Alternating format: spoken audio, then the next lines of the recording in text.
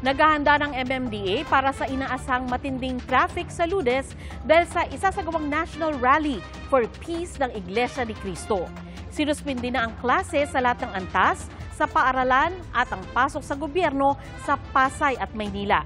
Suspendido naman ang face-to-face classes sa public daycare to senior high school, pati na ang alternative learning system sa Quezon City. Saksi si Joseph Moro. Nasa 1 milyong mga miyembro ng Iglesia ni Cristo o INC ang inaasahang dadalo sa National Rally for Peace sa Lunes, January 13 sa Quirino Grandstand sa Maynila.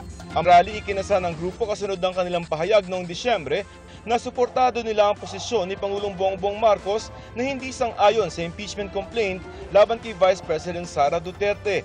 3 impeachment complaint ang nakahain sa Kamara sa ngayon laban kay Vice President Duterte. Ang kanila lamang daw po bilin ay hindi pwedeng gawing political rally ito. So, absolutely daw po, any politician ay hindi pwedeng magsalita.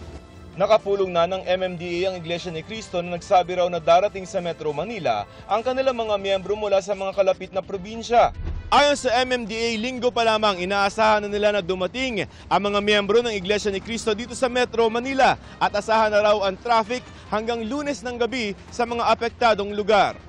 15,000 mga sasakyan daw magdadala sa mga ito sa Quirino Grandstand kung saan sila magtitipon-tipon. Kaya hiniling ng iglesia na makapark sa lampas 10 mga kalsada sa Pasay at Maynila.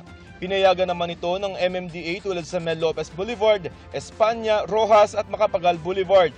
Kaya naghahanda na raw ang MMDA sa matinding traffic sa Lunes na posible raw umabot sa dapitan sa Maynila at Welcome Rotonda sa boundary ng Maynila at Quezon City.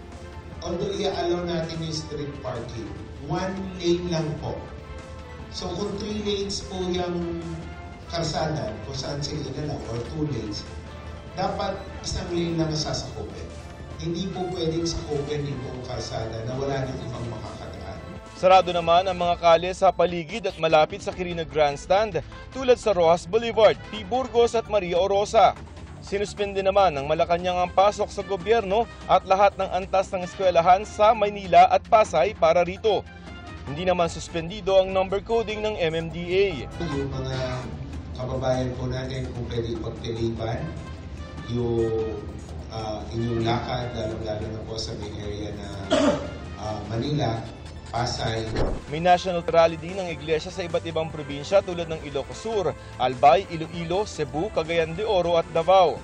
Bukod sa inaasahan traffic dahil sa INC Peace Rally sa Lunes, asahan din daw ang pagsisikip ng trapiko sa Mindanao Avenue dahil simula sa linggo, January 12 naman isasara ang ilang bahagi ng Mindanao Avenue para sa itinatayong Tandang Soro Station ng Metro Manila Subway. Ang trapiko padaraanin sa ginawang extension sa kalye.